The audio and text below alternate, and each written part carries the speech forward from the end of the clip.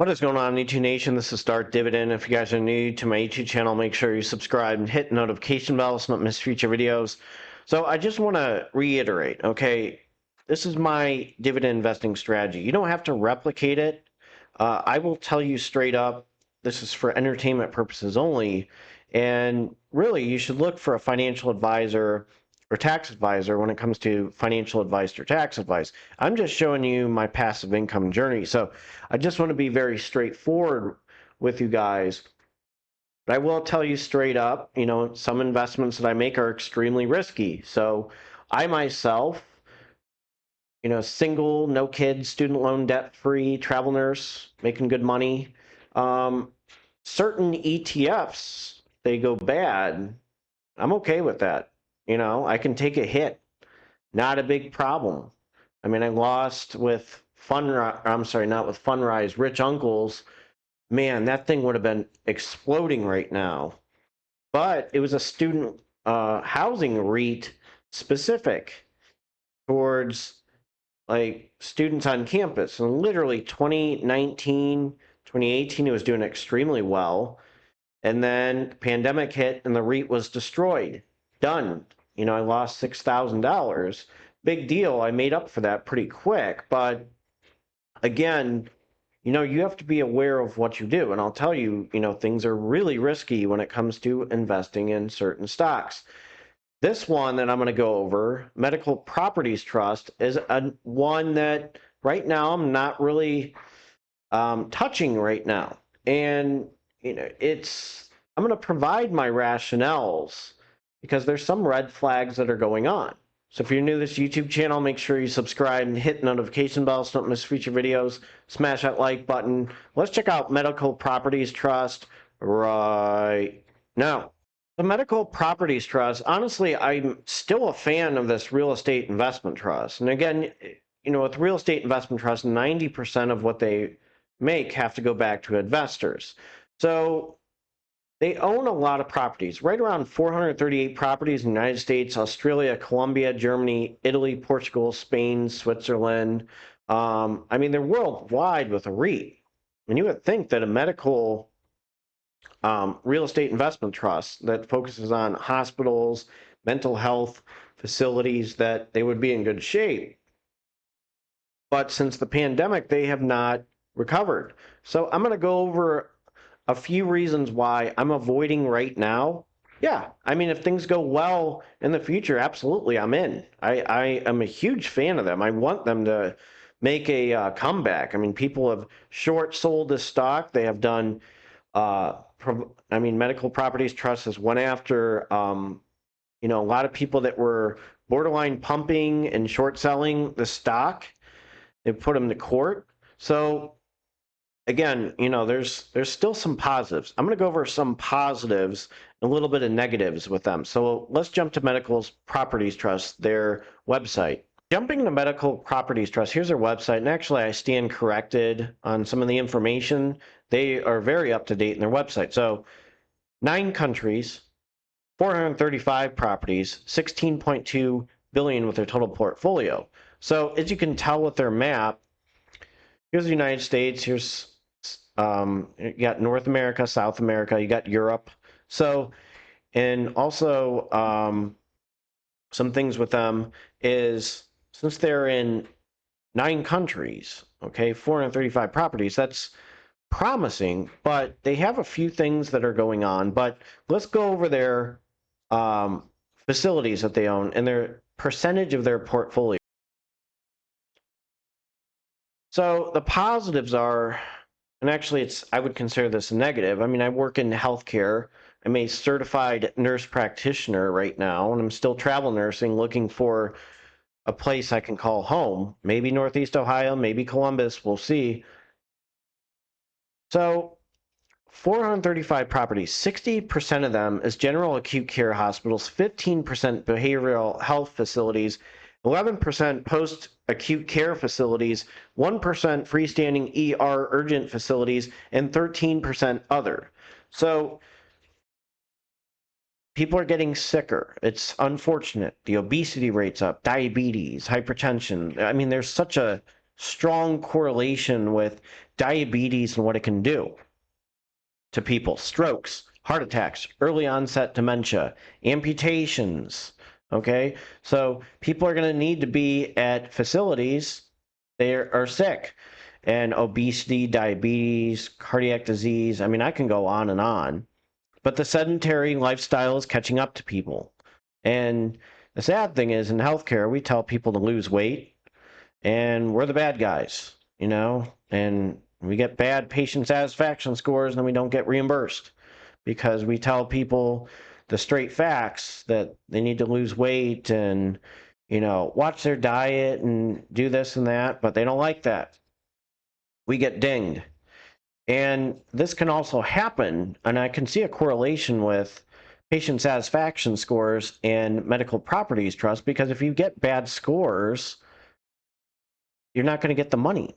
Okay, so if you're a landlord and your hospital is struggling, like Steward Health, and you saw the big articles on Steward Health, I don't have to go into detail, you can just find it on there.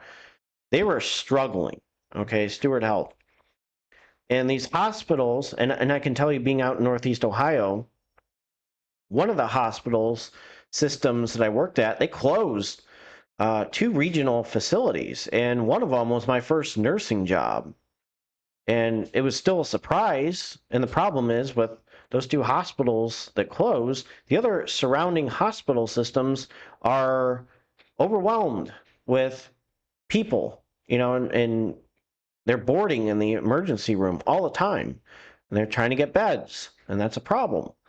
And certain facilities that are gone, and actually one hospital system closed in Cleveland, really good mental health facility, by the way, too. With them closing, how are you going to pay rent to your landlord? If you're struggling, how are you going to pay rent to your landlord? Okay, you know, in the pandemic, the other thing that hurt them, so medical properties appear to be in some debt. And one of the issues was, okay, you know, people pay off rent. All of a sudden the pandemic hit. And I'll be honest with you, patients that I've taken care of, were scared to death to go to the post-acute care facilities and behavioral health facilities, and even some of the general acute care hospitals, because they were afraid of getting the bug. So that's a problem. So then all of a sudden you're in debt, and there's a revenue, and you're losing revenue, and people can't pay rent, and you're in trouble. You're in serious, serious trouble. So that's one thing that happened with medical properties trust. You can correct me if I'm wrong. Again, this is not financial advice. This is just things that I'm seeing, trends that I'm seeing, things that were going on in the medical environment, or the medical field, that I've noticed. And I mean, I myself, you know, unfortunately, my employer at the time suspended 403B contributions because of nobody going to the hospital. And, you know, how are you going to generate revenue if nobody comes into the hospital? People are scared to death. And they froze my 403B matching for a full year. So there's a reason why I'm a dividend investor, because things like that can happen. You shouldn't rely completely on your 403B, because what if something like that happens? That's why I believe in having multiple sources of income. So, and I also believe that you should be well diversified when it comes to real estate investment trusts, especially medical properties trusts. I own Care Trust Rate, CTRE. I'll provide rationales as to why I own them, but this is some things that were going on. A lot of people are taking the risk in buying medical properties trust. I'm standing back, and I'm going to show you some data to back up my rationales as to why I'm not buying them. Now, I did own them. Don't get me wrong. I'd love for them to make a comeback and buy them again once things are smooth. It's going to take a few years. Now, I did, you know, could I throw 400 in them, 500, hold on to 100 shares, see what happens? Sure, but I'm just not going to take the risk right now. And I did sell shares of it into, I think I forget what I did with it, but I'd sold shares of it, and you know, I don't own it in my portfolio. So let me go over some revenue trends that are little bit of a red flag. So you saw the decrease in stock price, which is a red flag. Could be a potential reverse stock split. Okay. Yeah. I mean, you're dropping down to 495. You're getting close to being status of being a reverse stock split to stay on the market. So be aware of that as well. So let's jump to the revenue trends. So we're just going to look at revenue. So this is September 2023 revenue, 318.14 million. That was down 12.56%. December, negative numbers, negative 147.26 million. It was down 137.98%.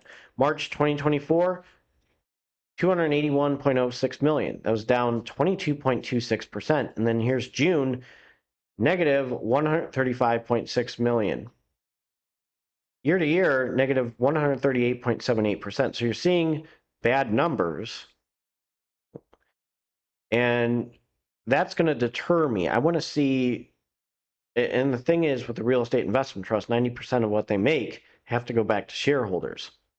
So if you ain't making money and you're hurting really bad, what's going to happen to the dividend? So we're going to go to the dividend history, but I'll show you the revenue history in the past few years. I mean, it was good, and then stuff happened. And again, these numbers are not too bad. So this is the revenue annually in millions US dollars. 2013, 242. 2014, 312. 2015, 441. 2016, 541.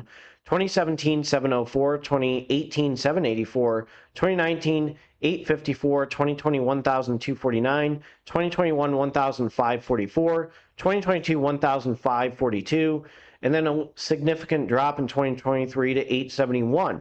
But still has been better since 2013. So again, the revenue trends, if things are good and things start getting good, you know, that's a good sign. So let's jump to the dividend history. Now, I'm not going to go over funds for operations. I'm just going to go over revenue trends and some red flags that I have seen in healthcare.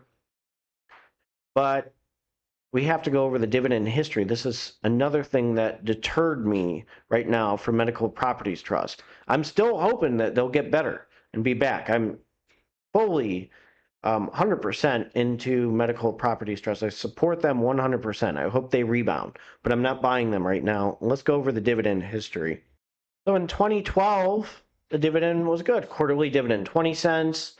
2013, 20 cents. 2014, 21 cents. 2015, 22 cents. 2016, 23 cents. 2017, 24 cents. 2018, 25 cents.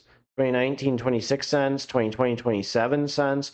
2021, 28 cents, and then 2022, 29 cents, and then you see a dividend cut in 2023 to 15 cents, and you see another one to 8 cents. So they are hurting right now. I could see their dividend being paused. So that can hurt them. So their dividend growth in 5 years is negative 15.11%. The number of dividend increases in the last 5 years is 3. You bought one share, you made 32 cents with a 6.79% dividend yield. So I'm just being very clear and transparent, providing some of my rationales as what I saw in the healthcare field and what's going on in the healthcare field that are red flags. And I'm pulling for Medical Properties Trust. I want them to do well, but things just aren't looking good right now. Maybe in the next 5 years they'll rebound, but it's not looking good right now. So if you're new to this YouTube channel, make sure you subscribe and hit the notification bell so you don't miss future videos. I will have a video for you tomorrow. Take care and have a good one. And I'm going to jump to my disclaimer. So as a reminder, this is a disclaimer. Do not use my YouTube channel for any form of financial advice. It's strictly for entertainment purposes only. Do not use this YouTube channel for any form of financial advice or tax advice. And I'm telling you, go to a financial advisor or tax advisor. Investing is a big risk. You can gain money, you can lose money, so be aware and do your due diligence. I'm telling you, there's some people that have lost money with MPW.